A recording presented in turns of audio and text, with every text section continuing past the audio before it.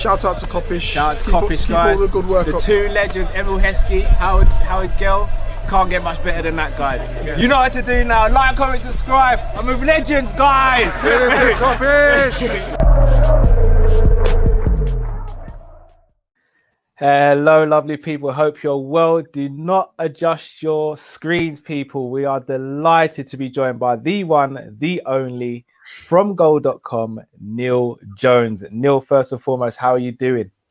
I'm very well, thanks. Yeah, I'm even better after that intro. I mean, I might struggle to get my head up the door. All factual information, bro. All factual information. Matt Drift, how you guys doing this evening? Yeah, I'm blessed, man. Doing well, man. Good.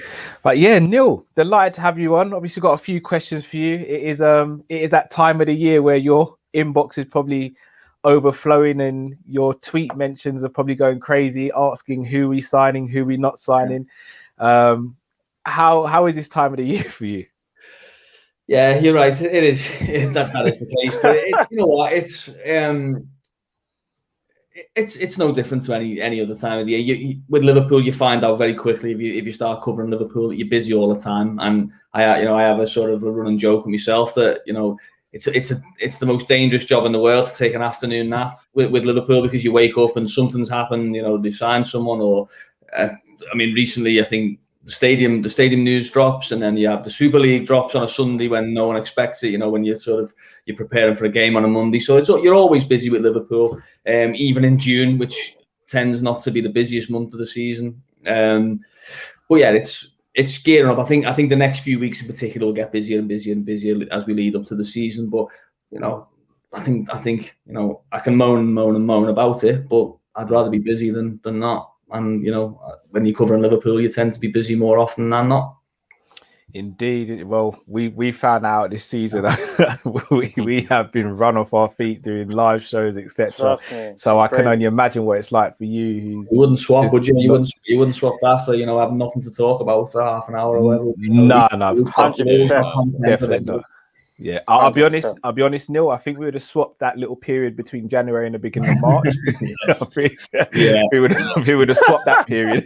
I think and the boys would have as well. Yeah, but it was rough. But Neil, we're going to ask you the first question. So, what, in your opinion, is the latest with sort of Nat Phillips, Origi, Shaqiri, Minamino, and Neco? Those are the ones that really are at the forefront at the moment of players who seem to be on their way out of the club.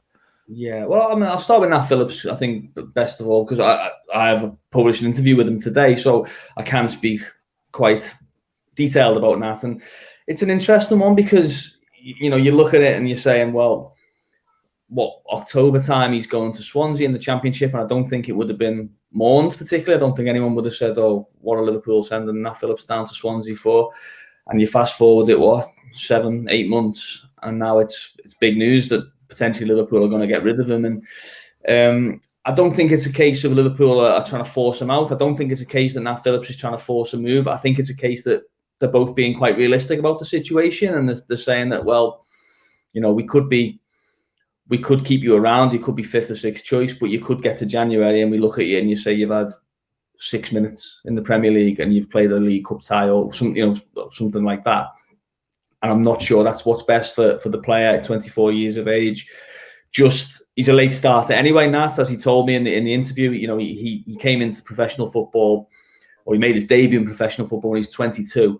So he's already feels a little bit like he's lost a couple of years on some of his peers. You could have 22-year-olds who've got 150 professional games under their belt. He made his debut at 22. So I don't think he wants to waste too much more time. And I think it does feel like there's a great risk that with everyone back fit, with a new signing coming in, that you could be in a position where it feels like he's playing no games in 3, 4, 5 months, and I don't think that's going to be ideal for him.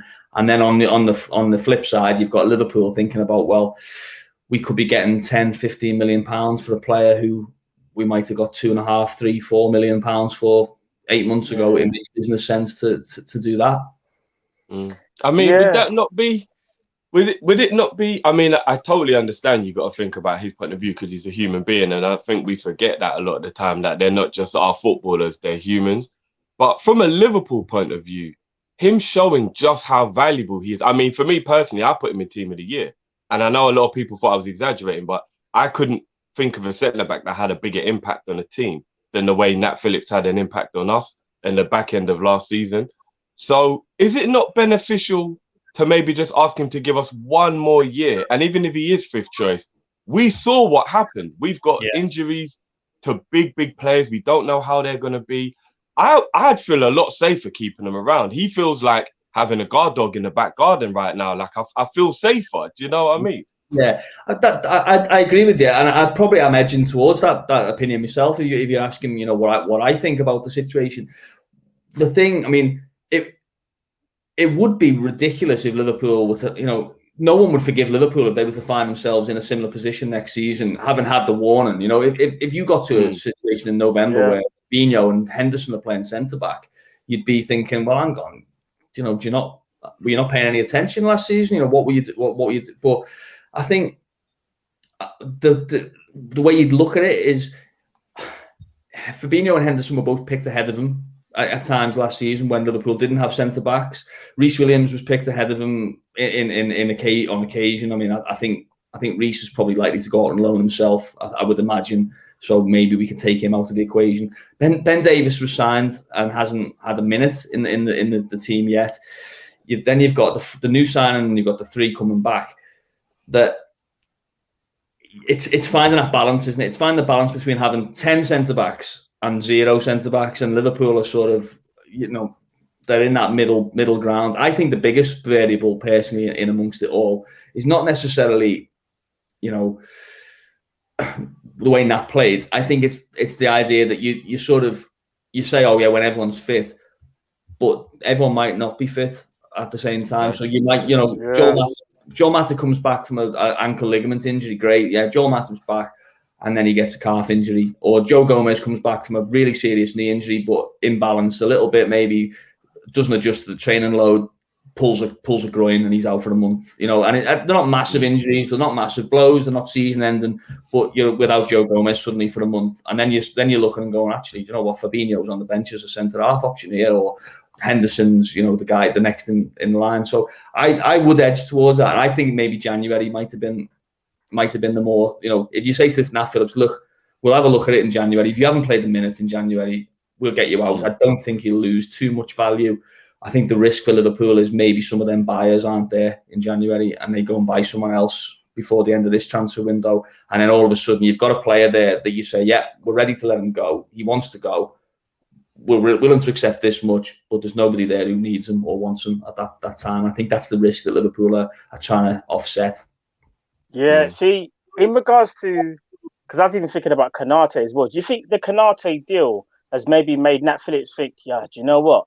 If Konate wasn't here, then maybe I would have stuck around. But I kind of feel like Liverpool, I'd almost trying to make a statement by getting Konate, because in my mind, I'm thinking, all right, they're thinking Virgil, Joe Gomez, Matip, and Konate as their main four, and Nat Phillips, as you say, would be that fifth choice. Whereas I feel like if Konate wasn't brought in, maybe Nat Phillips might have felt, you know what, I've got chance here to play. But again, it's all up in the air, because I was even quite surprised about Kabak as well, to be fair, because Kabak, I wasn't the biggest fan, but for the fee, it wasn't that that high for Liverpool either. So it does make me think, I wonder whether Konate sort of made up Nat's mind, whether he's thinking, do you know what, it's time to maybe get some minutes. Yeah, possibly. I mean, what I would say about Nat is, I've interviewed him a few times and I've spoken to him quite a bit, that he's not silly, Nat. He's not clouded by ego, and he doesn't believe that because he's played 20 games last season and because he's played quite well and he's got a bit of a cult following, if you like, among Liverpool fans. That doesn't change his sort of personality and mean that he thinks, well, hang on, I need a new contract and give me the number 5 shirt and come on, let me, I'll captain the side. He doesn't think like that. And I think no surprise whatsoever to him that Konate would come in. There was no surprise to him, I don't think, that Kabak and Davis came in at the back end of January or early February. And I don't think it would be any surprise to him if he was to start the season as fifth choice. he's a modest guy like that, and I think he appreciates his limitations. He appreciates that his chance came through circumstance, that his chance came through the misfortune of others. Yeah, he took it, which is great for him, and is a sort of a bit of a theme of his career. That he gets unexpected opportunities and he shines when he does. But I don't see that he sort of anything's really changed with his mindset in it. I think maybe what's changed is that he's got more options open to him. He's not going to be scratching around for a Championship loan move. He's going to go to a Premier League club if he does leave, and he's going to be probably a first choice Premier League player as well. So I think what's changed probably is more that he knows his own value maybe a little bit more, and he realizes that where he is going to go to next is going to be at a good level. Sorry, Matt, I know you mentioned Kabak. I don't know if you guys answered this when Richard Branson decided to turn off my internet again. If Nat Phillips were to move on, do you think, I don't know if you guys have answered this, do you think we'll have enough, or do you think that will be the incentive to maybe go back in for a Kabak, but at a reduced fee? I know the fee touted around was around 18 million, but obviously Schalke, I don't think are in a position to demand that much at the moment. Do you think that would potentially be the route we'd go down, especially if we can get sort of double figures for Nat and then bring Kabak cheaper? No, I don't think so. I don't think we'll sign another centre back for good money, which whether it's 12, 15, 17, 18 million for Kabak, it's you can argue the merits over the value of whatever, but I think if you're looking at Liverpool signing two centre backs for 10 million plus in the window and one of them for 30 million plus, I don't think it makes sense for Liverpool personally, because they've got other parts of the squad that I think they would sooner put that money towards, be it a midfielder, be it potentially a right back. I know we'll come on to talk about Neco Williams shortly, potentially a forward option obviously as well. So I think we can obviously, everyone's burned by last season and sort of doesn't want to be in that situation again, but I think Liverpool would probably feel that with Fabinho, Henderson, with Billy Cometio potentially as a last resort in the League Cup, maybe playing those games. Ben Davies still maybe at the club, Reece Williams potentially still at the club. I think they'd feel that. Yeah, I think they would avoid spending big money. Maybe late in the window if you've got to a position where one of those players has broken down again, or something drastic has happened in pre-season. Maybe you look at maybe a lone player again, a bit like Kabak, but I don't see them going and spending money on another permanent signing in that position. And also, who would, if you're Ozan Kabak, would you go to Liverpool now? And they didn't sign you when they had the chance to in January. They didn't sign you at the end of the season when they had the chance to, and they've signed someone else in the interim. I'd question whether Kabak would be sort of keen to make that move anyway. Just quickly, because I mean, you may not know this, but I've just thought I'd ask. The situation around Matip, I know we all love him and his ability is amazing. He's clearly top 5 centre back in the league if he's fit and on form. That goes without saying. But when we lost Joe and we lost Virgil, we all collectively thought, well, we're in trouble here because Matip can't even do back-to-back games. Never mind play from October all the way through. Yeah. Is there anything at the club where they love him, but they may have to do the love you and leave you because he is so unreliable and he's 30, 31 now? It's not like we can just wait around to see if he shakes this off. You know what I mean? Yeah, it's a difficult one because Dejan Lovren's pretty much a bit similar, wasn't he? In that regard, Lovren had his doubters at Liverpool, but Jurgen Klopp loved Dejan Lovren and would repeatedly say, where do you get a better centre back than Dejan Lovren? How much you're going to have to spend to replace a Dejan Lovren in your squad? And it got to the stage. I think Matip's situation would have to get to the stage where he wasn't playing enough, and he drove the idea of him leaving Liverpool. I don't think Liverpool would. I don't think that they get great suitors for him because of the issues that you discussed. What are you going to pay for Joel Matip? You're taking a risk if you're buying him off Liverpool. Liverpool are taking a risk by selling him, and Joel Matip is taking a risk by most likely stepping down a level from the level that he's at in terms of his club. So I don't see it being a situation now, but maybe when it comes around to the next contract renewal situation, when you're thinking, well, 4-year, 3-year deal for Joel Matip on X amount of wages, when his appearances are sort of going in that direction, Okay, maybe that's the time. And also maybe from Joel Matip's point of view, when he's looking and saying, you know what, Konate's come in and settled brilliant. And him and Van Dijk are the established pair. Probably now, 32, 33, 30, whatever. That's my time to start thinking about leaving. So I think it would be a similar situation to Lovren, that it would need to be for a prolonged period that he isn't first choice. And then it would need to be driven, I think, by the player wanting to get out of Liverpool rather than Jurgen Klopp or Michael Edwards saying time to get rid. Yeah, cool. that's understandable. Do you know what? Last thing as well, actually, this is regarding one of the strangest transfers in recent memory at Liverpool, and that's Ben Davies. Now, I don't know what's going on with Ben Davies now that as the fan base. Can you even confirm to us that he's real? Because we've been saying he's a hologram. No one's seen him. So, Neil, can you first confirm that, first of all, he is real? And what's the situation with Ben Davies? What is going on? Yeah, I mean, I haven't seen him, so unfortunately, I don't have the Hologram he is. I haven't had eyes on him, unfortunately, but I can confirm that he is at the club. You're right; it's a strange deal. I think it's a bit of the impression I get from it, and I'm not. This is an educated opinion rather than me dropping a fact here, but I get the impression that Liverpool got to the stage where we need a centre back. We need a centre back, and we need it quick. After the Tottenham game, wasn't it, when Matip done his ankle ligaments, and it was clear that he was going to be out for the rest of the season.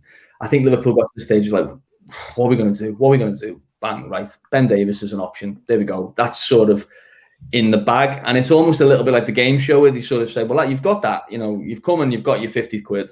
That's in the bag, but do you fancy having a go at the special wheel of fortune, and we'll try and get you another one here, and get your own with £500. I think Liverpool sort of went and did that on the last day and went and tried for Khalifa Carr from Marseille, and ended up with Kabak from Schalke. So I think there's no question that had Kabak not been signed, Davies would have played for Liverpool by now. But then on top of that, Kabak signed, did okay, formed a semi-decent partnership with Phillips. And then when Kabak was injured towards the end of the season, Ben Davies was injured as well. And I know he had a problem with his calf. I think potentially the training load, maybe coming up from the Championship, playing for Preston, where there's a lot of Saturday game, recovery day, Tuesday game, recovery day. Whereas he was going into full weeks of intensive training sessions under Liverpool and broke down a couple of times in terms of fatigued calves and muscle strains and that kind of thing. And that just denied them the chance to maybe play in the odd game here and there. I think he was on the bench in the Champions League. I think in the Leipzig games, he was on the bench at least once in the Premier League. But other than that, he just a bit of misfortune. But I spoke to a lot of people when Ben Davies signed, and I really like the story. A bit like Nat Phillips, 25-year-old who's been in the lower leagues, played at Southport and Tranmere and all these places, York, and the idea of him signing for Liverpool was great. It would upset me as a football fan if he left Liverpool without having a single appearance. So I'd love to see Ben Davies getting half a chance, maybe in pre-season and then going into the campaign. But he's got a lot of competition in front of him, unfortunately, and just maybe one of those that he looks back on as a bit of a Wikipedia or pub quiz question. Who wore the whatever shirt in that campaign? And I don't think many people remember Ben Davies in 10 years' time, unfortunately. Yeah, and just to say to our younger viewers, Neil mentioned Wheel of Fortune, which was one of the best quiz game shows on TV. 100. What a game that was. Where's it going to land? So good. Quality game. Trust me. Good taste there, Neil. Good taste. Thanks, we like mate. that here. So, Neil, I want to move on to another player, Neco Williams. Yeah. So obviously at the Euros at the moment, however, news has come out that, some sections of news are reporting that he handed in a transfer request, which I don't think is true. Others are saying that he will be looked to be offloaded in the summer, maybe around 10 million. I know Southampton came with a bid in January, which was a surprise to everyone. What's your sort of thoughts on the Neco Williams situation? Yeah, I mean, a little bit similar to Nat Phillips in a way. Probably different in terms of obviously the amount of circumstances that need to go Neco's way for him to play games, because obviously he's only got one. There's only one position, but there's only one person in front of him really. But I think it's I don't think this move would have been considered pre-pandemic. Personally, I don't think Liverpool would have contemplated offloading Neco Williams. And if you think back 12 months, or 8 months, 9 months, when they sold Keanu Hoover to Wolves last summer, and I was a little bit surprised, a little bit disappointed to see him leave, because I thought he had real potential to be a very good player, and I still do. Still think he does have that potential. But one of the justifications for letting him go to Wolves was that Neco Williams was sort of Trent's backup, and Keanu Hoover wasn't going to get past Neco Williams, or wasn't going to play that many games, or felt that. So then to go to this situation 8 months later where Neco Williams is going as well, and all of a sudden there was, there's the odd mention of Conor Bradley, for example, coming out of the academy, and you think, well, Conor Bradley's not going to play for Liverpool's first team next season. If he does, it'll be a League Cup tie, 20 minutes, or it'll be a sort of, a one-off. So I think it'd be a shame. Be a shame to lose another academy product. And I think Neco's a better player than a lot of supporters realise, and a lot of supporters give him credit for. I think, he's 20 years of age. He's playing for his country in a major tournament. He plays right back. He plays left back. He can create goals. He's a game. He's not elegant like Trent in the way he plays. He's not but not many right backs are. I think he's got a lot of assets that could be developed quite well at Liverpool. But the problem he's got is he's 20, Trent's 22, and they play in the same position, and Trent's going to be Liverpool's right back for the next 10 years plus. So I can see it from his point of view that he'd look and go, well, where am I going to play? I'm basically gambling on Trent getting a bad injury or something, something crazy happening in that regard. So I can see it from his point of view. From Liverpool's, they've been pretty good at getting good money for players who don't start for them. So you think of Brewster, you think of Solanke, Danny Ings, even going further back, Ryan Kent, they got decent money for, Jordan Ibe prior to that. They have got a good, Hoover's another one, of course. They've got a good record of doing that, and maybe they just see it as 10 million in a pandemic when you're trying to replenish your squad elsewhere, and you maybe can consider, okay, James Milner maybe can play right back, maybe Fabinho can do the odd right back shift. I don't personally think he will. Joe Gomez maybe can play right back, maybe even Konate could have a go at right back, or Oxlade-Chamberlain. You've got semi options if Trent does go down. The 10 million is probably too good to turn down if it does come to pass. Neil, just to ask, I mean, I get what you're saying there with the different options. I think what differentiates Liverpool from so many other teams, though, is our reliance on our fullbacks, and our fullbacks aren't like any other fullbacks. And without obviously coming across too biased, I think we have the two best fullbacks in their positions in world football. So dare I say, isn't it a massive risk maybe going into the season without a Neco Williams, even though Neco's not as good as Trent, because of our reliance on our fullbacks to create and do things that other fullbacks aren't asked to do? Isn't it important for us to maybe try and get an actual out-and-out right-back replacement, as opposed to rely on someone who might not be of the right standing to be in that position?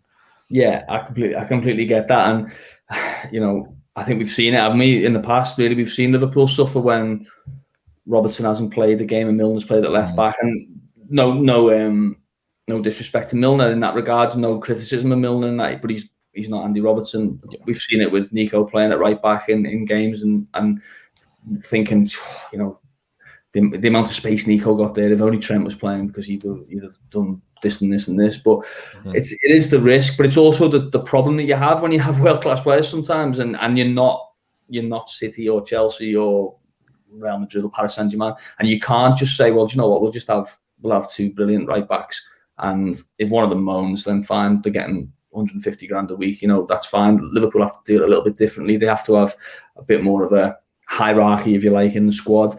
And if you're a young 20-year-old right back and you want to be a player, let's just take Max Aarons as an example from Norwich, and you're thinking, right, maybe I'm ready to leave Norwich now, I'm ready to go. You're going to look at Liverpool and think, I don't know, I'm not really going to play much. You'd only have to look at Tsimikas, if you like. Tsimikas is an experienced player who's played in Europe and played in a decent league, and what they have 9 minutes maybe of Premier League football last season, something like that. Very, very little. And that was in a season when Liverpool was stretched to the bare bones at times, and still Andy Robertson plays every game. Andy Robertson plays. Trent plays if he's fit. So it's difficult. I completely get the point that you are gonna lose something immediately once Trent's out, and it would be nice to have a sort of a Trent light somewhere in the squad, but it's very hard to find a Trent light. It's very hard to find a Trent normal. Very true. So Very true. Do you know what? I like that. Instead of calling people B-Tech, I'm going to call them light now. I like that. I like that. So Sterling is one in light now. Yeah, a bit more respectful. Oh man, now, do you know what? One thing I want to ask you, Neil, and this is a massive one because this one I think is burning. Well, I say 99% Liverpool fans. The whole Gini Wijnaldum situation. Now we've heard the agent, come out and say, Liverpool offered him a new deal, but it seemed like from what the agent was saying, he wanted a new career move, except I don't believe that personally. But I'm not even asking you to even delve into that. It's more of a case of now that Gini Wijnaldum has officially gone to PSG, when we all thought he was going to Barcelona, what are Liverpool going to do for his replacement? Because we've been linked with quite a few names. I don't know whether I'll just quickly say the names, like Neuhaus or Neuhaus, how you pronounce it, John McGinn, who's come up recently, and Basuma's another one, and Renato Sanchez, we've been linked with, I think, a couple of months back. Can you see any realistic movement in any of those names that I've just mentioned for Gini Wijnaldum's replacement? Or is there maybe another name that Liverpool fans maybe need to keep an eye on, or anything that you may potentially know? Yeah, I think, I can tell you Neuhaus is someone who's looked at by Liverpool, definitely. Well, all of their names have been looked at by Liverpool. So that, I'm not giving away any trade secrets there to say that Liverpool scouts are aware of Renato Sanchez, for example. You can add Ryan Gravenberch into that from Ajax, obviously, is again, Liverpool are looking at him, but to be honest, if you're not looking at him, then you're doing something wrong as a club in the scouting department. I personally, my personal thing, Liverpool have to sign a midfielder this summer. They have to. It would be remiss of Liverpool not to. Not just because they've lost a player, and of course all supporters are the same. When you lose a player, well, who's going to replace him? You don't like to hear that Curtis Jones is going to sidle into that position. No support. As exciting as Curtis Jones is, no one wants to say, well, okay, we're going to let lose a player who was captain in the club last season, and now he's not. Yeah, we're going to no.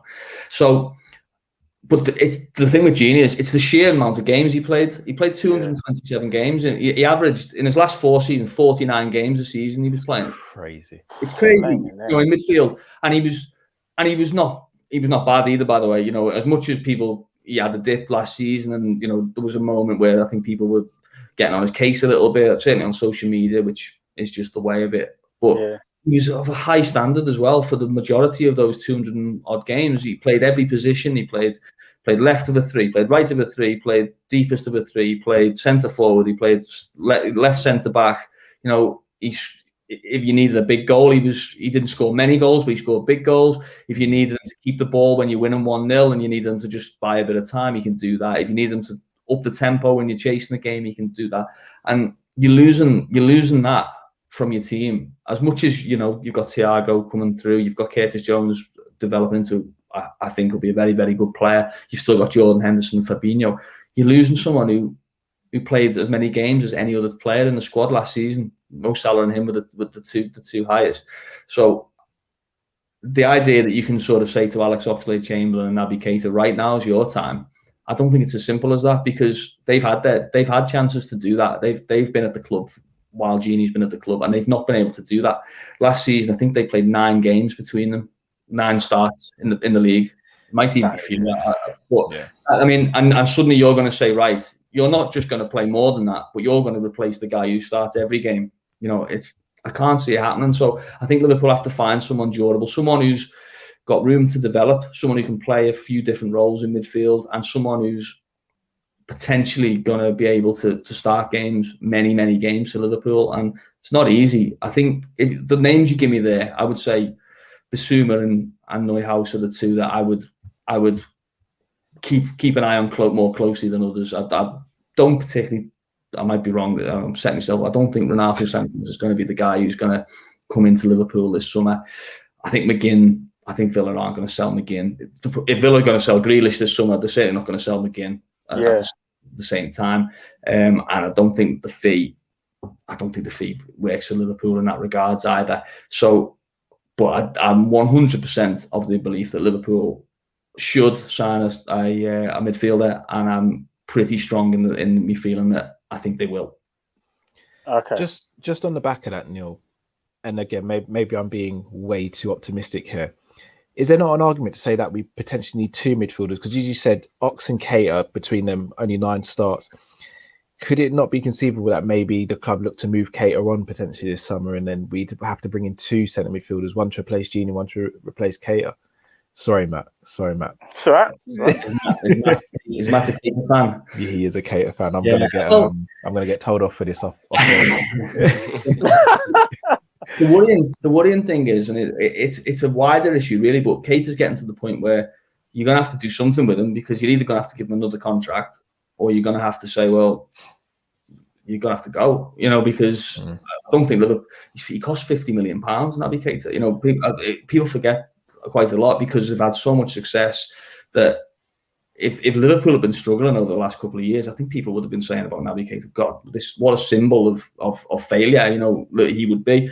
It's masked because he's done well in little patches, but also because the team's done really well without him. So it's not felt like that was wasted money. It's not. I don't think anyone sort of thinks about Keita and thinks, oh God, what could we have done with that £50 million there? We could have won the Premier League. We could have won the Champions League.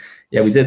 So that's not been an issue. But when you get to the stage then where it's like, okay, Naby Keita was he 27? Naby Keita, I think he would be. He is now, yeah. About 27. You're looking at that and you're saying, okay, 2 years left on his contract.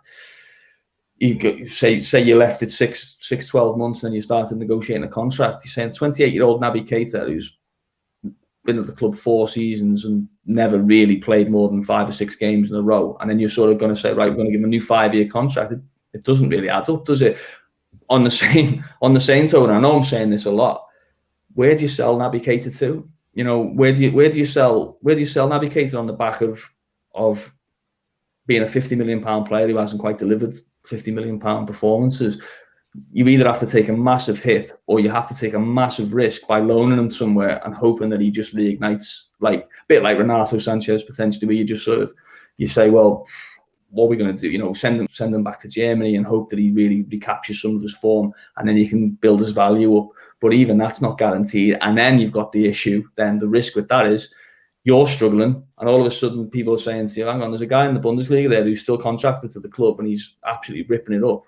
We always said he was brilliant. So I don't think Liverpool will sell this summer, but they are going to have to make a decision with Keita and Oxlade-Chamberlain to a lesser degree in the course of this season. They're going to have to make a decision on whether they're going to go all in on him and bank on him becoming a success, or whether they're going to cut the ties with him and say, do you know what, it was a gamble. We thought it would work. It looked at times like it was going to work, but it didn't. Fair enough. Yeah, well put.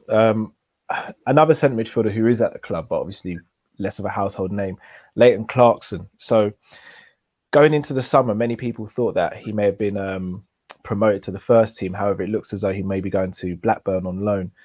Obviously, he's a centre midfielder by trade. And I think this feeds into the wider point of the new training facility, where the youth players are training in the same facility as the first team players. Do you think that will be a help or a hindrance to some of these younger players trying to break into the first team? Because obviously they'll be more visible to Klopp now than they ever have been. But do you think that the club may actually be using an approach to potentially look at using academy players or players in the lower tiers of the team, and use those to actually build up a bit of a transfer fund going forward? I wouldn't say Leighton Clarkson fall into that yet. I didn't know that about Blackburn, by the way, so you've just broken news. Well, no, there's rumours, it's nothing. Okay. I mean, he's from that part of the world, Clarkson, so I think he probably is a Blackburn fan actually, so it would probably be quite nice for him. But I think I think that would be very much on the radar that he go on loan this season. I mean, he's a good footballer, Leighton Clarkson. He's got a lot of admirers at Liverpool in terms of he's got. I know when he played, was it March internationals when he played the sort of inter-squad game. I know that he was one of the players that on the losing side, which was sort of the B team, if you like, he was one of the players that made an impression in that game, and stood out and got some praise, I think, from James Milner, in particular, and from Klopp. So I think a loan would make sense for him this season. He's very small for the centre midfielder. He's very, very much he must be 5'6", 5'7", probably. He's a good technical footballer. Obviously, he played last season in the Champions League, and it was a difficult one for him. I think he played with Keita. I think that was the midfield too that night in Denmark, and he's had a taste of it. So I think the next step, it would make sense for him to go and maybe try his hand in the Championship.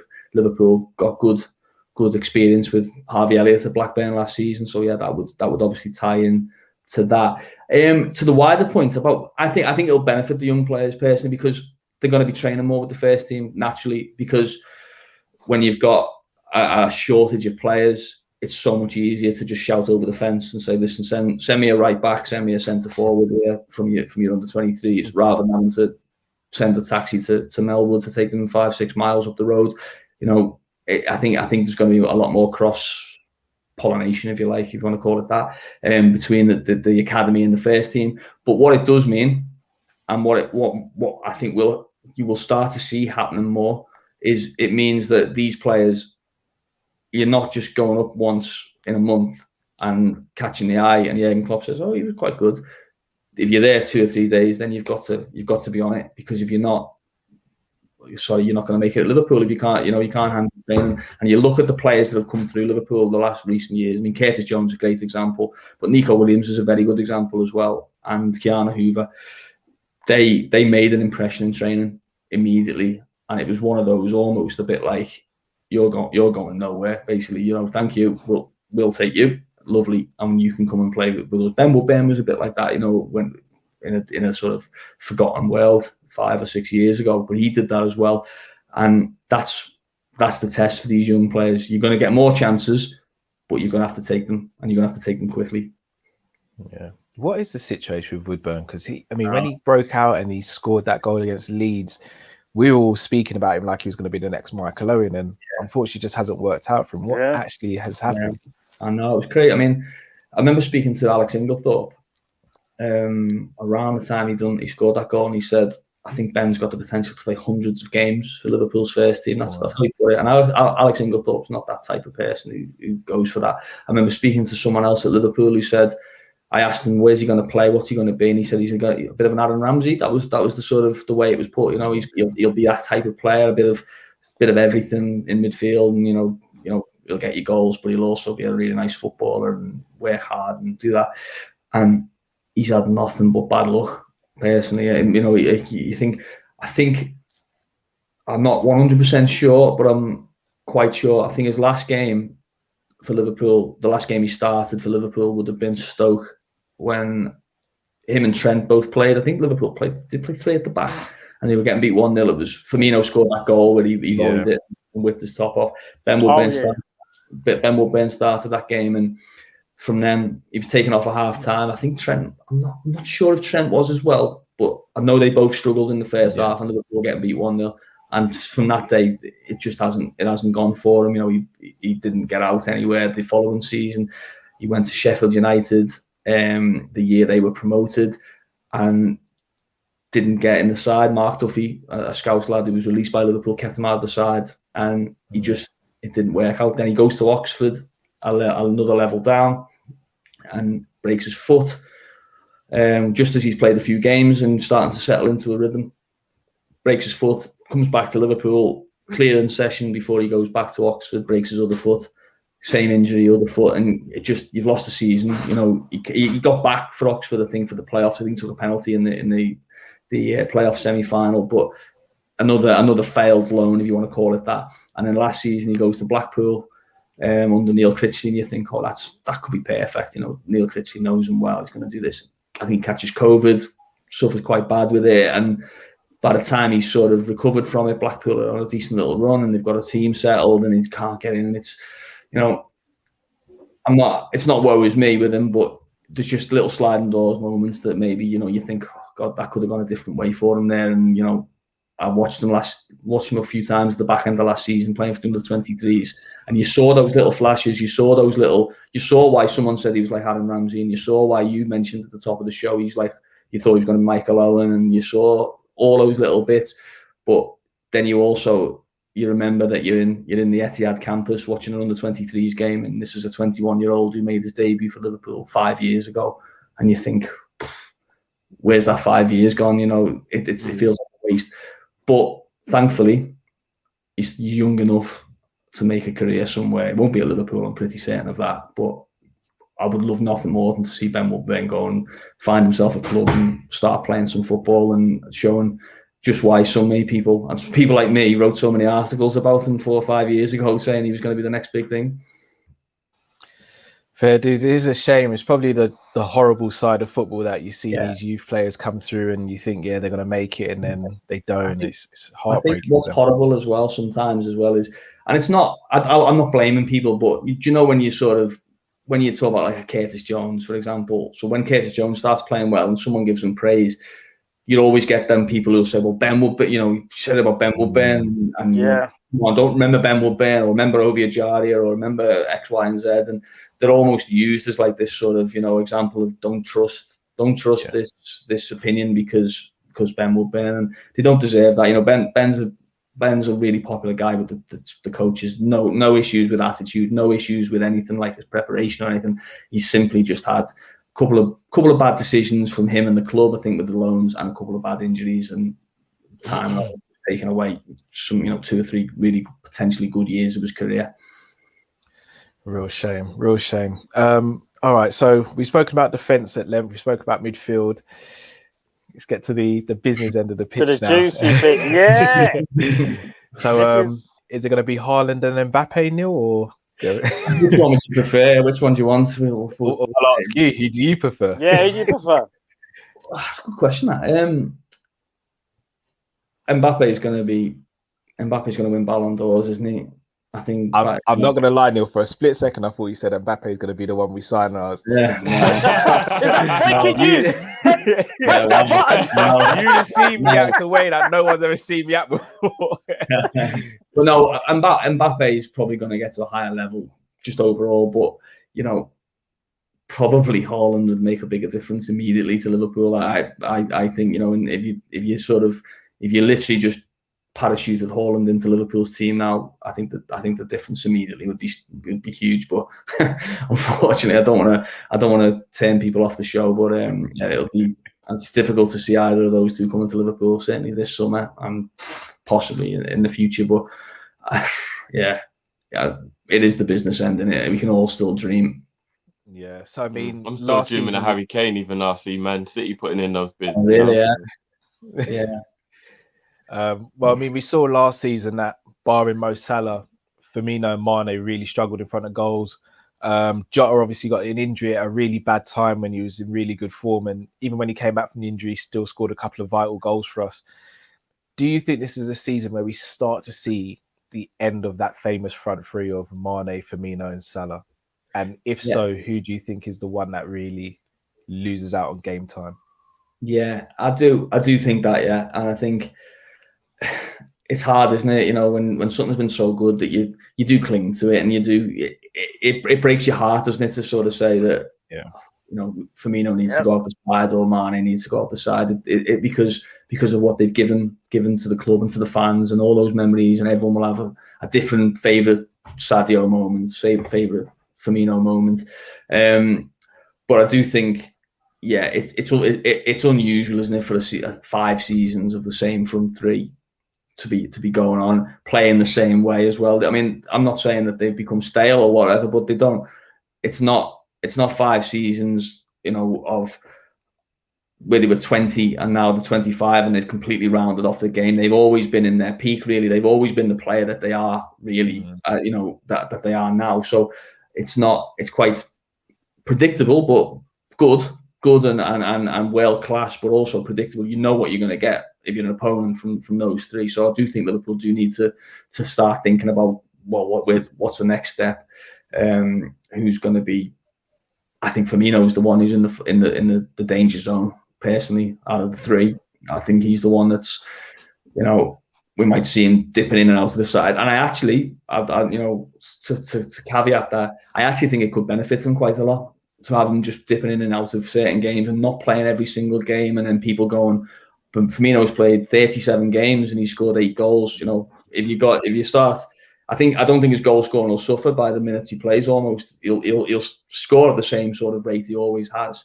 But then if you're sort of looking at it and going, do you know what? He's played 20 games. He's only started 10. And he's got 9 goals or whatever, you're sort of going, well, he's actually having a good season there. So I think it can benefit him. I think the Sadio one, I think I would bank on Sadio having a good season next year. I did a few pieces on him towards the back end of the season, and it really was just his finishing. Like it really, everything that went wrong with Sadio this season tended to just be in front of goal. You looked at, even when you sort of your eyes are telling you different, and you look and you're saying, well, hang on, he's not, he's losing the ball more often. Actually, he's not. He's keeping the ball well. Then you go, he's not really getting into the box a lot, and you go, actually, he's getting in the box more than he ever has. He's not really having many shots. He's having loads of shots. He's having good quality shots. He's just not putting them away. And I think Sadio's got enough credit in the bank that I think you can say, do you know what? He'll be fine next season. Personally, Jota's been a real boost, real great addition. I think he looks a quality player. I love watching him at the Euros, even though he hasn't been amazing, but he had a decent game, obviously, goal and assist against Germany. But I love the fact that he's not standing on ceremony for Ronaldo and Bruno Fernandes. He's like, well, yeah, I'm Diogo Jota. I play in this team. Yeah, I play for Liverpool. Don't worry about me. So I like that he sort of feels like he's made that jump to being a Liverpool player immediately, and he feels like he probably has another level to go up to in terms of his performances. So I think he's a real quality signing. And then I think there'll probably have to be, well, in an ideal world, there'll be one more, I think, to come into that mix of probably a Origi replacement, most likely in the summer period. And if Liverpool can get that right, then I'll be very, very happy. I think. By the way, Neil, I'm gonna clip up that Sadio Mane part, and I'm gonna keep posting it. I'm gonna keep posting it everywhere I can, because I have had the most sticking up for him, saying exactly what you just said. Really? But now, because I keep telling everyone he's had a goal drought, not a bad season, and everybody's dismissing his defensive work, how well he's still playing. And I'm clipping that bit up, and that bit is getting reposted in our WhatsApp group, every haters WhatsApp group, all over the socials. Everyone who said the Mane's done, get rid of Mane, Mane's finished, all of those. Like, I'm sorry, because I'm on the Mane defense every week, and I get abused for it, and I will stay on the defense, front line and centre, because I can't believe people are ready to throw him out. I don't get it. He's one of those players. I throw Thiago in the mix in this one in a different way, but even you come away from a game, and I used to do player ratings. I don't do them anymore. I'm not really a big fan of it, but and you come away and you'd be maybe you've done your player ratings, and then you'd be reading other people's comments, and they'd be saying, "Man, it was terrible 4 or 5. He missed this chance," and you go, "Yeah, he did. Yeah, he didn't have a great game." But there'll be 2 or 3 moments that you'll remember from the game when you're watching it, and you'll go, "Oh my God, Sadio, that was so good." A diagonal will get pinged out to him, and he'll jump up and he'll take it on his chest, and he'll hold the defender off, and he'll spin, or he'll turn in one movement and he'll be away, and you'll just go, "That's just so good." Thiago's the same. He'll play a pass, and you'll go, wow, and he'll always do that. What's been missing this season has just been the end of it. It's just been the moment that you go, Sadio did all that, and he got the winner, and he got the second goal in a good 2-0 win. And hopefully, the way he ended the season, obviously with the 2 against Palace to sort out the Champions League, hopefully that bodes well for him going into next season. Yeah, definitely. I was going to say another thing that you said that I think I don't know if you and Drifty spoke before this this show, but another thing that he said in the past is about Firmino reducing his minutes and potentially getting better output from it, which you've just echoed as well. So yeah, Drifty. Yeah, great minds think alike, Cal. That's all it is, bro. Okay, thanks. I guess me and Matt ain't got great minds, basically, is what you're saying. Yeah, here's the thing. When it comes to Sadio Mane, I've always been for me personally, I felt like he never had a good season. The reason why I even said that is because the standards that he set, when you think about the standards that Mane set from when he first walked into the club, I just felt that last season he just looked tired. We have to understand as well, COVID as well. And I remember Mane even saying, think Mane done an interview where he even said, like, I'd done tests to see if there was anything wrong with me and things like that. And he said physically he was fine. But I just think with Mane, I kept on saying it was burnout. I said, Mane's tired. I said he needs to take some time and come back next season. But I think if we had to rate Mane, I don't think, me personally, I wouldn't have said he had a good season. I would have said, me personally, he had a very mediocre season compared to what we expect from him. Because I kind of feel like if that was Mohamed Salah, you know what I mean? We got to hold them to both to the same standard. And that's why I feel like a lot of people do say that about Mane. Yeah, but you could also argue, didn't you, that let's just say that Sadio Mane was the penalty taker at Liverpool. You know, suddenly he's got 15, 16, 17 goals. And then you sort of, you know, even though the performances are the same, you're sort of going, well, okay, yeah, he's had a decent goal scoring season. So and by the way, I'm not saying that that was all Salah did, but you know, I think the goals changed the perception of a player's performance, I think. And you know, there's been many games where Sadio Mane and Mo Salah have been equally sort of sketchy in games where you sort of go, you know what, neither of them are getting much joy out of their fullbacks, or both of them a bit on the periphery or whatever. But by the end of the game, Salah's got 2 and Mane's got none, and you go, well, you can't argue. You can't, you know, that's what the name of the game is. So I still think there's plenty to be optimistic for over Sadio and Firmino. To be fair, you know, I'm not in any way dismissing Firmino as a player for Liverpool, but I just think that maybe the time comes where you have to start just, you know, freshening things up. Jota was the first step in that direction, I think. Minamino obviously was meant to be and hasn't really worked out yet. I think there'll have to be another one sooner or later. That's exactly what I wanted to ask you, actually, is the next question. Now, put you in a little bit on the spot here. From what you know, does it look likely that Liverpool were going to do something from an attacking point of view? Or is it a case of it's so hard to tell right now because of the Euros and they're still probably thinking about who they're going to go for? Or is there maybe a name that us fans should at least have a little kind of close eye on, in your opinion?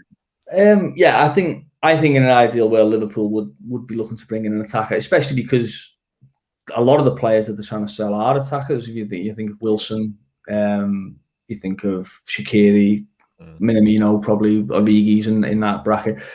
Still don't know what you're going to do. Harvey Elliott, probably loan him out, I would imagine, late in the window, or maybe keep until January and then do it. Just see what happens in that regard. So, you know, there's doubts over. I don't particularly see Oxlade-Chamberlain being a forward option really next season. I think he's a midfielder now. So yeah, you've got the four. You've got the 4 main men, but then there isn't a great deal behind it. And you know, you do talk about Liverpool play.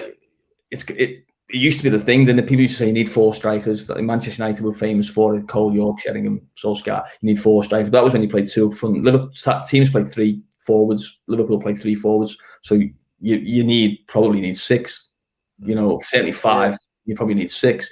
So Liverpool don't have that at the moment in terms of reliable players. I still think at least one of Shaqiri, Minamino, and Origi will stay.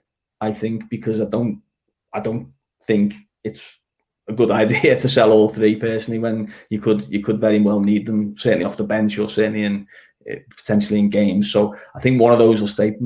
If you were asking me to guess, probably Shaqiri, I would say, would be the most likely out of those 3, just because he can play midfield as well. But yeah, it leaves you a bit short, doesn't it? You know, I think you want one more certainly in there. Who I personally think it should be a number 9, but you might. I think Liverpool's way is probably someone who could play a little bit of both. You know, if you think of who they were looking at last summer, Timo Werner was one of the players, obviously, that they wanted. I think I wouldn't be surprised if there was someone of that ilk. Hopefully, someone who's a bit of a better finisher than Timo Werner. Unfortunately, if it's not Sadio Mane's number, why not? I haven't dived into Timo's, but unfortunately, yeah, he's had a rotten run in front of goal. Yeah. But you know what I'm saying in terms of that. Someone who you could bring on the left, but also who could start up in the number 9. You know, that kind of thing. Origi was sort of, for a period, was that, wasn't he? Unfortunately, he's dropped off quite a lot in the last 12 months or more. But yeah, I think Liverpool. A lot depends on outgoings. And we've talked about Neco Williams. We talked about Phillips. We talked about Harry Wilson and Grujic and potentially Origi. Karius is still on the books. They've got Taiwo Awoniyi, who's got a a work permit. He's a centre forward. I don't think he'll be a Liverpool centre forward, but he could fetch some money as well. So there are options for Liverpool to raise some decent money, and I think if they do raise some decent money, I think a forward would definitely be in the mix.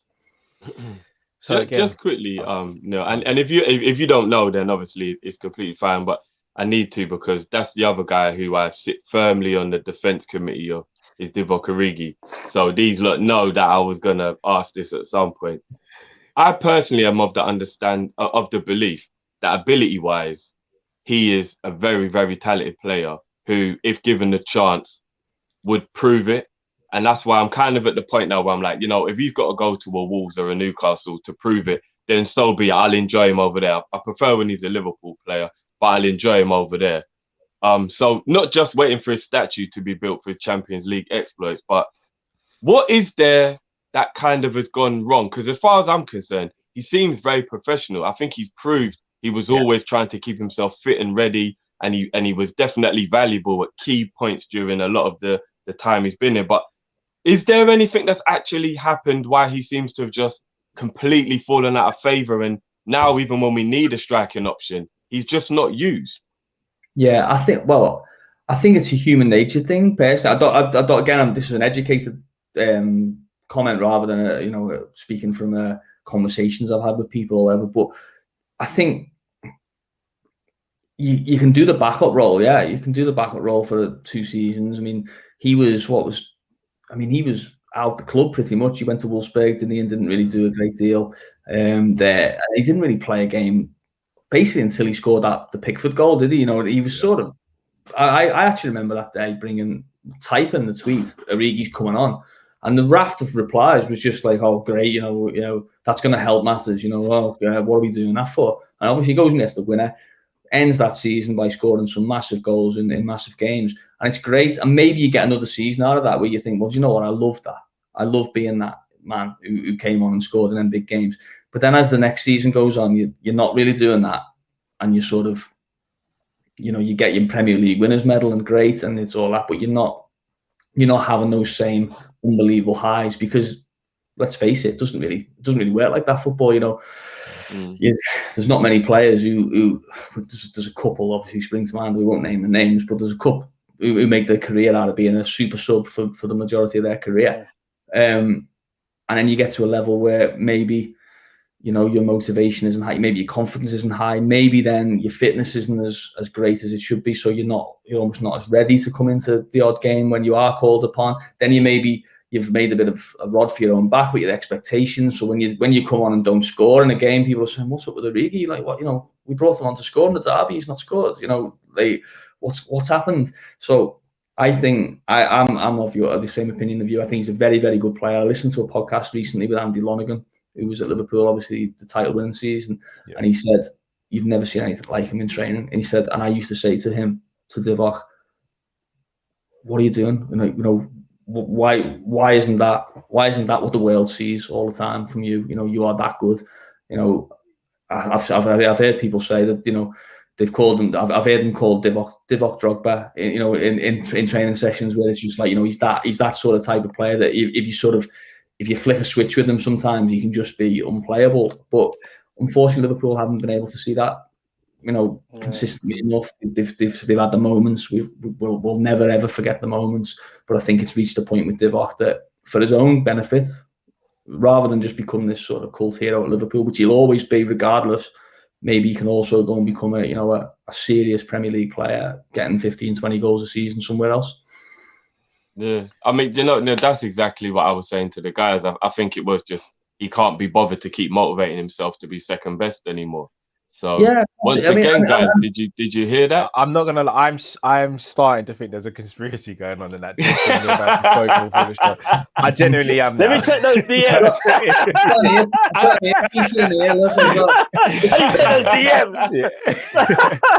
You'll probably, if you watch this back, Neil, when you say certain things, you'll see me and Matt smirk, and it's because we're like, "Oh, we've heard this before. We've heard this before. We've heard this from the What's going on?" Look, listen, I told you, great minds think alike. I told you, man, it is what it is. Yeah, maybe You Matt, know? we're gonna have to get a different day job, bro. You're telling me, bro. He's like, we don't know what we're talking Yeah, about. I'll Neil's tell you that replacing me and Matt on Kopish, it looks like. Neil, I have to speak to you about another situation. Obviously, the owners come under massive criticism this season, and many people are of the notion that they can kind of save themselves this summer by doing big and going big with transfer and stuff. It's never really been their style. And again, I think most sort of Liverpool fans don't expect our owners to splash out sort of 200, 300 million every summer, every 2 summers. But they've been here 11 years now, never really gone big in a transfer window without selling first. We kind of know what our model is as fans. Yeah. Do you think there's any wiggle room this summer from them, or do you think they will continue with their approach and sort of do what they have been doing over the years? Yeah, it might not be what people want to hear, but I think it's very likely to be that. I think it's. I mean, if you think back to God, when was it? It feels like a lifetime ago. Was it in March? Was it when the Redbird capital? Yeah, Redbird capital. Yeah. And the word from the club then was that will enable it to be business as usual in the summer. And now that's sold as a positive, isn't it? And then there's a lot of Liverpool fans who are like, "Oh, for God's sake, not business as usual. That's the last thing you want, isn't it? Business as usual." He wanted something else. But I think there's wiggle room. Look, we were told last summer, weren't we? You know, the impact of the pandemic's got to be huge, and blah blah blah, and we revenue we've lost. Liverpool still went and bought Diogo Jota, and he still went and bought Thiago. Liverpool probably made I'm just trying to think.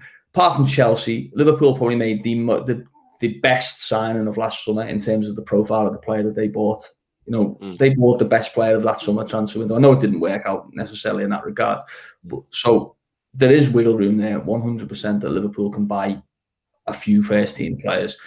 They probably are banking on getting rid of a few, and I think they will get rid of the ones that they want to get rid of this summer, most of them, which they couldn't last summer. Wilson and Grujic ended up loaned out when the season was well underway, when I think Liverpool probably before the pandemic would have been hoping for maybe 40 million for the two of those, maybe 35, 40 million.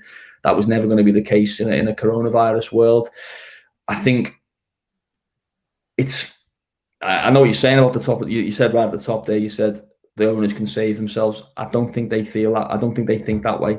And I'm not criticising that, and I'm not defending that. What I'm saying is they're strong-minded enough and hard-nosed enough to go, well, I'm not going to go and buy a shiny new toy just because a few people on Twitter or whatever, or a few fans on channels like this, or a few journalists are writing articles about it. They were willing to sign up for a Super League without consulting the fans. So you have to remember that's the type of character you're dealing with. That's the type of attitude you're dealing with. That okay, yeah, they will back away when the heat gets a bit too much, but they're willing to take those kind of decisions and risks without a second thought. So I think it'll be an okay transfer window for Liverpool in terms of the money they spend. I don't expect them, like you say, 200 and 300 million and Mbappe's and Haaland's and people like that. But I think they'll get players in. And the good thing and the best thing about the FSG reign is that you can pretty much set your watch that there'll be good players that they get in, and there'll be players that fit Liverpool quite well. It's very rare that you said there that they haven't had a transfer window spending money where they've without selling. Well, they haven't had many transfer windows under FSG in the last, or certainly under Klopp, where they've bought bad players. So I think that's the positive aspect to it, that they might do 2 or 3, but there'll be 2 or 3 good ones. Yeah, I'll be honest, Neil, all that good work you've done with Drifty, you've probably just done now. I've got to be honest. He was hoping for that shiny new toy. No, but you know what though? What Neil said, because I was going Kane is who I really want, but I never put myself in a bracket where I felt we would. But under the kind of FSG model, I'm actually really hoping we find a way to get Rafinha. Because Matt was the one who first was bringing it, and I wanted Neto. I was with Cal. Cal wanted Neto, and I feel like Neto probably would suit our team more. But I think Rafinha just has something about him that I think Klopp would just mold, and it would just take him and our team to another level. And he's quite realistic. So I mean, I'm still hearing that. I still feel we could maybe still get the player that me and Matt want, and that's Rafinha.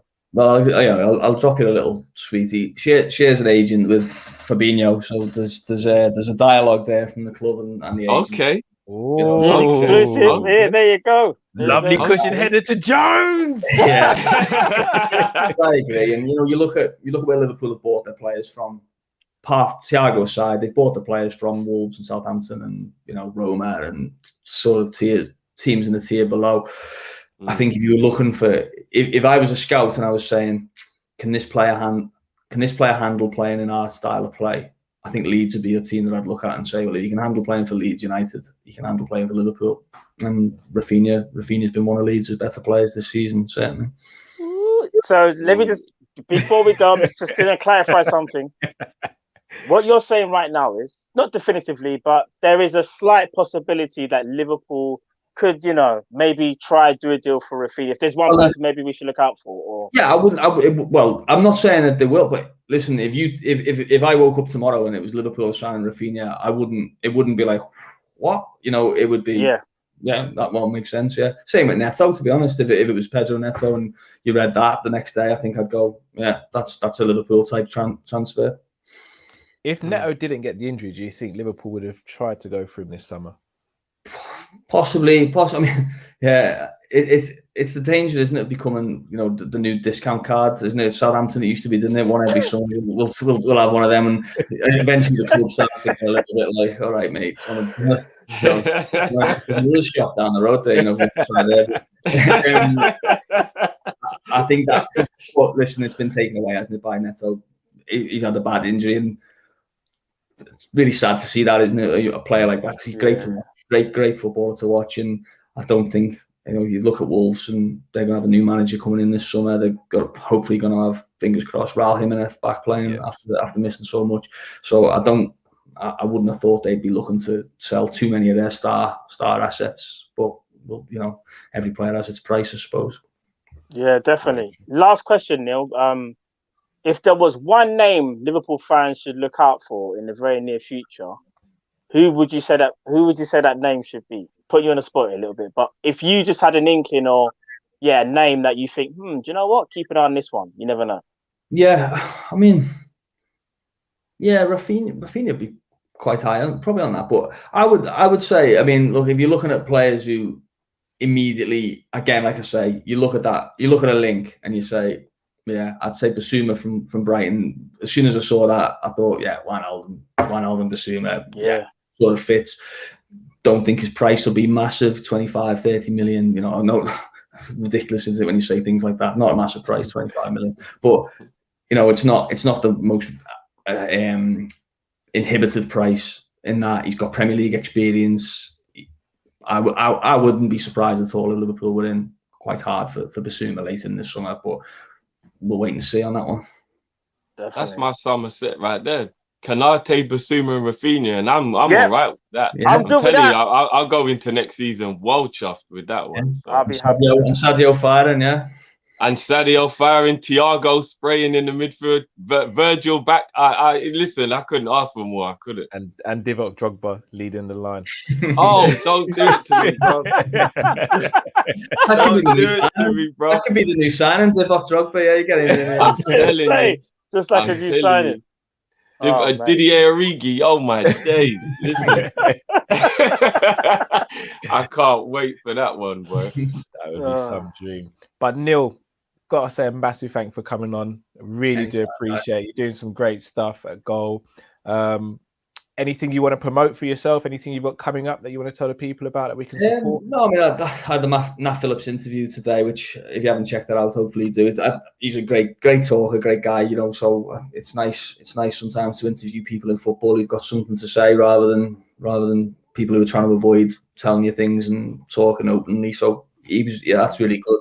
And just if you don't follow me on the channels, then what are you doing? At Neil Jones Goal, Twitter, Facebook, Instagram, get on it. Indeed. Get over there, people. Next time you speak to Nat, for me personally, tell him that I call him Naldini. His name no longer Nathaniel, it's Naldini. He's got a special place in my heart. Yeah.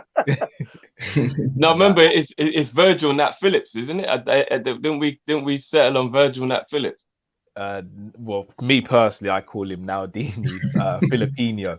Chiellini. Well, he saved our season. Man. He really did. When it Nat Baresi or something as well. There's so many of them going around. Sorry, Bolton Baresi. And the team, when he shaved his head in February, and his nickname became Chiellini in the training grounds.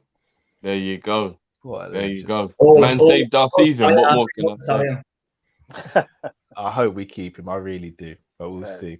But Neil, thank you so much for coming on. People, do smash the like button. Like, comment, subscribe if you haven't already. Massive shout out to Neil. Make sure you go and follow and support Neil. Until we're back next time, stay safe, stay blessed. We're Kopish and we're out, people. Take care. Peace out.